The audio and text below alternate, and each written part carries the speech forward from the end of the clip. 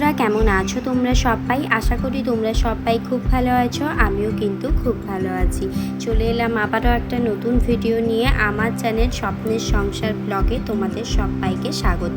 তো চলো আজকের ভিডিওটা শুরু করা যাক। আজকের পার্টটি হচ্ছে মঙ্গলবার, এখন বাজে সকাল 7:15। তো ঘুম থেকে উঠে এসে প্রথমেই কিন্তু চালটা ধুয়ে আমি ভাতটা বসিয়ে দিচ্ছি, তারপরে কিন্তু আর বাকি যা সমস্ত কাজকর্ম আছে সেগুলো করবো। কারণ রোজ সকালে তো আমার একটাই কাজ থাকে, সেটা হচ্ছে ঘুম থেকে উঠে এসে আগে ব্রেকফাস্ট আর টিফিনটাকে গোছাতে হয়। তো প্রথমেই হচ্ছে গিয়ে রান্নাবান্না করব, তারপরে কিন্তু সংসারের সমস্ত কাজবাজ করব। তো আমি কিন্তু প্রথম উঠে এলাম, তোমাদের দাদাভাই আর সোনা পাপা দুজনে কিন্তু কেউই আজকে ঘুম থেকে ওঠেনি। আসলে তোমাদের দাদাভাই শরীরটা কিন্তু ভালো নেই। ওই যে বলছিলাম আমাদের ওপর মনে কারুর নজর লেগে গেছে, মানে একজনের নয় একজন শরীর খারাপ লেগেই আছে। আমার তো সর্দি ঠান্ডা কাশি ছিল, আমার যদি একটু ভালো হলো তাহলে তোমাদের দাদাভাইয়ের আবার ঠান্ডা সর্দি মাথা যন্ত্রণা, কালকে প্রায় সারা রাতই ও ঘুমোতে পারেনি। তো এখন হচ্ছে কি আমি বললাম যে তোমাকে এত সকালে উঠতে হবে না, আমি গিয়ে রান্নাবান্নাগুলো করি তারপরে তুমি উঠবে। তো প্রথমে তো ওকে আমি অফিস যেতে বারণ করছিলাম, কিন্তু ও বলছে যে অনেকটাই কাজ আছে, ওকে না গেলে হবে না, তো যেতেই হবে। তাই বললাম যে ঠিক আছে, যদি যেতে হয় তাহলে আমি রান্না করে দিচ্ছি, রান্না নিয়ে খেয়ে দিয়ে যাবে। তো রান্নাটা হচ্ছে গিয়ে ভাত বসিয়েছিলাম, আর এদিকে হচ্ছে গিয়ে উচ্ছে ভাজাটা সবে বসিয়েছি, আর সোনা পাপার গরম জলটা করে নিয়েছিলাম। তারই মধ্যে কিন্তু আমাদের গ্যাসটাও আজকে শেষ হয়ে গেছে। মানে সমস্যা যখন আসে তখন দেখবে চারিদিক দিয়েই আসে। মানে যখন একটা সংসারে কোনো ঝামেলা চলে বা সমস্যা চলে, তখন দেখবে চারিদিক দিয়ে যেন সমস্যা ঝামেলাগুলো ওই মানুষটার উপরে চেপে বসে। এক তো তোমাদের দাদাভাই শরীরটা ভালো নেই, তার উপরে আবার গ্যাস ফুরিয়ে গেছে, আর এখন গ্যাসের তো ভীষণ পরিমাণ সমস্যা হচ্ছে। কারণ আমাদের যেহেতু গ্যাসের বই করা নেই, আমরা তো ব্ল্যাকে গ্যাস তুলি, তো সবসময় গ্যাস অ্যাভেলেবেল পাওয়া যায় না। গ্যাস অনেক খুঁজে খুঁজে নিয়ে আসতে হয়, তাও আবার অনেকটা বেশি দাম দিয়ে আনতে হয়। তো আমরা তো 3,000 টাকা অবধি দিয়েও এর আগে গ্যাস নিয়ে এসেছি।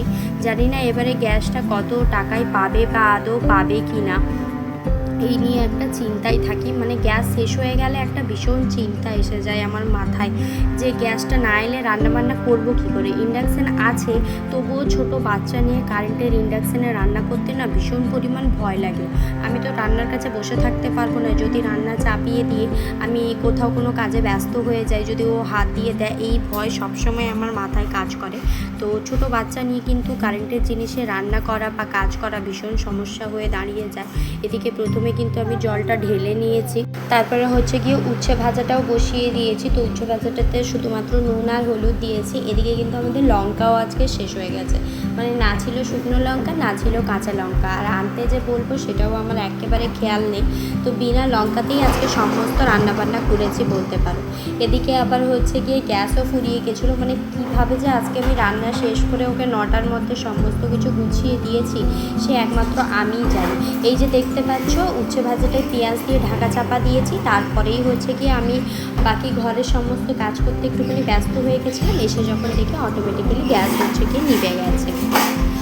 তো বোতলের ছিপি এবং বোতল টোতল সব কিছু আমি ভালো মতন করে পরিষ্কার করে উল্টে হচ্ছে গিয়ে থালার মধ্যে জল ছড়াতে রেখে দিয়েছি। তারপরে হচ্ছে গিয়ে সসপ্যানে জল নিয়ে এলাম। আমরা যেহেতু হচ্ছে কেনা জল খাই, তো ওই জলটাকেই প্রথমে ভালো মতন করে ফুটিয়ে নিয়েছি, মানে উষুম উষুম গরম করে নিয়েছি। ওইটা প্রথমে ঢেলে রেখে দিলাম সোনা পাপার জল খাওয়ার জন্য সারাদিনে, আর বাকিটা হচ্ছে ভালো মতন করে গরম করে ফ্লাক্সে ঢেলে রেখে দেবো। যেহেতু তোমাদের দাদাভাই শরীরটা ভালো নেই, ও সারাদিনে 2 থেকে 3 বার জল খাবে, গার্গিল করবে বেশ অনেকটা পরিমাণে, তাই জলটা গরম করে রেখে দিচ্ছি। আর শুধুমাত্র গ্যাসে আজকে উচ্ছে ভাজা অর্ধেক হয়েছিল, ভাতটা 1 ফুট ফুটেছিল, আর জলটা গরম হয়েছে, বাস এতটুকুই হয়েছে। তার মধ্যেই কিন্তু গ্যাস শেষ হয়ে গেছে।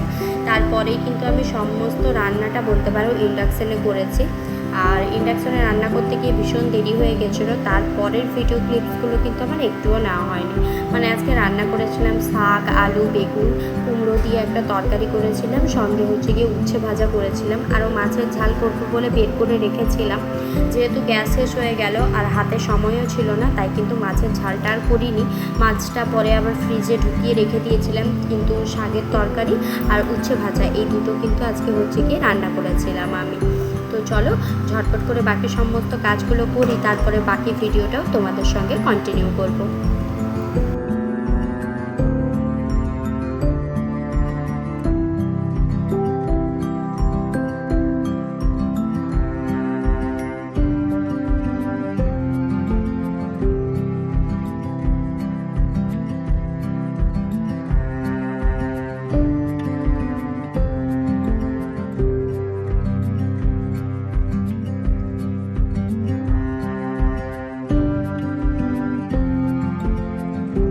এইদিকে কিন্তু উচ্ছেটা আমার হচ্ছে কি এক পিঠ ভাজা হয়ে গেছে, আর এক পিঠ একটু ভালো মতো করে উল্টে পাল্টে নিচ্ছি, কারণ উচ্ছেটা একদম মুচমুচে করে না ভাজলে আমার একেবারে খেতে ভালো লাগে না। যেহেতু তিতা জিনিস আমি তো একেবারে খেতে পারি না, তার উপরে যদি উচ্ছেটা একটু হালকা ভাজা হয় তাহলে একটু বেশিই তিতা লাগে। একটু কড়া করে ভাজলে কিন্তু তিতা অতটাও লাগে না, তো একটু কড়া করে ভাজা খেতেই কিন্তু আমার বেশি পছন্দ। তো তারপরেই আমাদের গ্যাস শেষ হয়ে গেছিলো, তারপরে ইন্ডাকশানে সমস্ত রান্না করে দেওয়ার পরে হচ্ছে গিয়ে তোমাদের দাদাভাইকে সমস্ত কিছু গুছিয়ে দিয়েছিলাম। তারপরে এসেছিলাম আমি বিছানাপত্র গোছানোর জন্য। তো এখানে দেখতেই পাচ্ছ আমার বিছানার কি অবস্থা হয়ে পড়ে রয়েছে, কারণ সকালে থেকে উঠে 9টা অবধি আমার হচ্ছে গিয়ে শুধুমাত্র রান্নাঘরের সময়টা কেটে গেছে, ঘরের কাজ করতে একেবারে আমি সময়ই পাইনি। তাই কিন্তু না পড়েছে আমার ঘরের বাসি ঘরের ঝাঁট, মানে বাসি ঘরে যা কাজকর্ম হয় কোনোটাই আজকে আমার করা হয়নি। তো এদিকে প্রথমেই এলাম তাই বিছানাটা গোছানোর জন্য, কারণ সকালে উঠে বিছানাটা না গোছানো থাকলে আমার মনে হয় যেন মানে কিছুই ভালো লাগে না। তো বিছানা আর ঘরদোর পরিষ্কার পরিচ্ছন্ন থাকলে আমার কিন্তু সব কাজ করতে বেশ ভালো লাগে, আর বিছানাটা যদি অগোছালো হয়ে পড়ে থাকে তাহলে কিন্তু আমার কিছুই ভালো লাগে না। তো আমার মতো কার কার হয় অবশ্যই কমেন্ট করে জানিও। তারপরে বিছানাটা তো গোছানো হয়ে গেছিলো, বিছানাটা গোছানোর পরে এখন এই যে পাপোশ দুটোকে প্রথমে ভালো করে ঝেড়ে নিলাম, একটুখানি দেওয়ালে ঠুকে ঠুকে ধুলোগুলোকে ঝেড়ে নিলাম, কারণ আমাদের সামনে যে রাস্তাটা বাড়ির সামনে ওটা হচ্ছে গিয়ে বালির রাস্তা, মানে ওরা নিজেরাই বানিয়েছে বলতে পারো। তো বালির রাস্তা, যার কারণে জুতোতে পায়ে পায়ে প্রচুর বালি ওঠে ঘরে। তো ওই বালিগুলো ঘরে ঘরে ভীষণ উঠে আসে, আর আমি এই কাপড়ের যে পাপোশ দুটো কিনেছি এই পাপোশে কিন্তু প্রচুর বালি পড়ে থাকে। তো এই প্রথমেই হচ্ছে গিয়ে আমি ভালো মতন করে পাপোশগুলোকে ঝেড়ে নিলাম, তারপরে ঘরটাকেও ভালো করে পরিষ্কার করে ঝাড় দিয়ে নিচ্ছি। প্রথমে খাটের তলাটা তো আমি পরিষ্কার করি, কারণ আমি যখনই ঘর মুছি বা ঘর ঝাড়ু দিই তখন কিন্তু আমি খাটের তলা বা হচ্ছে গিয়ে খাটের তলা থেকে পরিষ্কার করে নিই। আগে তো আমার খাটের তলায় ভীষণ জিনিসপত্র থাকতো, যার কারণে খাটের তলা একেবারে পরিষ্কার হতো না বলতে পারো, কিন্তু যবে থেকে খাটের তলাটা একেবারে ফাঁকা করে দিয়েছি তবে থেকে কিন্তু আমি খাটের তলাটা প্রায় সবসময় পরিষ্কার পরিচ্ছন্ন করে রাখার চেষ্টা করি। তো এদিকে কিন্তু আমি 4টে রুটি তারপরে চা নিয়ে খেতে বসেছিলাম। তো রুটি আর চা এই দুটো খেতে কিন্তু আমি ভীষণ পছন্দ করি। তারপরে দুপুরে খাওয়া দাওয়া করে ঘুমিয়ে পড়েছিলাম। তারপরে অনেক কাজকর্মই করেছি, কিন্তু কোনো কিছুর ভিডিও ক্লিপস নেওয়া হয়নি, কারণ দুপুরবেলা তোমাদের দাদাভাই অফিস থেকে চলে এসেছিলো বাড়ি, ওর ভীষণ পরিমাণ জ্বর এসেছিলো। তো আমরা যেহেতু বাইরে থাকি, তো এখানে তো বাড়ির কেউ নেই যে ধরো ওষুধ এনে দেবে বা দেখভাল করবে। আমার শরীর খারাপ করলে বা সোনার বাবার শরীর খারাপ করলে তোমাদের দাদাভাই ওষুধপত্র এনে দেয়, দেখভাল করে। কিন্তু যদি তোমাদের দাদাভাইরই শরীর খারাপ হয় তাহলে কেমন লাগে বলো? আমি কিন্তু খুব একটা একা একা বাজার হাট বেরোই না বলতে পারো। তো তোমাদের দাদাভাই তো দুপুরবেলা ভীষণ জ্বর নিয়ে অফিস থেকে ফিরেছে। তো এসেই প্রথমে ওকে আমি ভাত খেতে দিয়েছিলাম, ভাত খেয়ে কোনো রকমে ওষুধ খেয়ে ঘুমিয়েছে, কিন্তু 6 ঘন্টা অন্তর অন্তরই জ্বরটা ফেরত আসছে। বুঝতেই পারছি ভাইরাল ফিভার, এখন প্রায় বাড়ি বাড়িতে এই জ্বরটা হচ্ছে, জ্বরটা সহজে তো কাটবে না।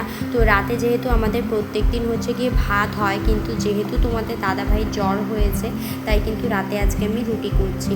আর খুব একটা বেশি রুটি করছি না, কারণ ও কিছুই খেতে চাইছে না, জোর করে করে ওকে খাওয়াতে হচ্ছে, মানে এক প্রকার বিছানা থেকে তুলে ওকে আমি খাইয়ে দিচ্ছি, মানে এতটাই শরীর ওর দুর্বল হয়ে গেছে। তো কোনো রকম ওষুধ নিয়ে এসেছে, তো আজকে রাতটা যে ওষুধ নিয়ে এসেছে ওটাই খাক, দেখি যদি জ্বর কমে যায় ভালো, আর যদি জ্বর না কমে তাহলে কিন্তু কালকে সকালে ভাবছি ওকে আর অফিস যেতে আমি দেবো না। এখানে একটা আমাদের ডক্টর বসেন, তো ওনার কাছে দেখিয়ে ভালো ওষুধ এনে আগে খাওয়াবো তারপরে, কারণ ও উঠে বসতেই পারছে না, এতটা দুর্বল হয়ে গেছে শরীর। তো ওকে এইভাবে না আমি খুব একটা দেখিনি বলতে পারো, বিয়ের পর থেকে কখনোই ওকে আমি এইভাবে দেখিনি। ও কিন্তু সবসময় শক্তপোক্ত থাকে, এইবারে একদম দুর্বল হয়ে গেছে। তো ওকে দেখে আমার ভীষণ মায়া লাগছে। তো ভাবছি যে আগে ওকে ডাক্তার দেখিয়ে সুস্থ করব, তারপরেই অফিস যেতে দেবো। আগে তো শরীর বলো, শরীর ভালো থাকলে তবেই তো কাজ করবে। তো রুটি করার পরে কিন্তু তোমাদের দাদাভাইকে খাওয়ানোর পরে আমিও খেয়ে নিয়েছিলাম। তো কোনো রকম ভিডিও তারপরে আর নেওয়া হয়নি। আজকে কিন্তু ঝাল ঝাল করে চিকেন কষা রুটি করেছিলাম, যেহেতু ওর মুখে একেবারে স্বাদ ছিল না। আর আজকের ভিডিওটা এখানেই শেষ করছি। কেমন লাগলো অবশ্যই জানিও, যদি ভালো লাগে একটা লাইক আর সাবস্ক্রাইব করে আমার পাশে থাকবে। দেখা হবে নতুন আরও একটা ভিডিও নিয়ে।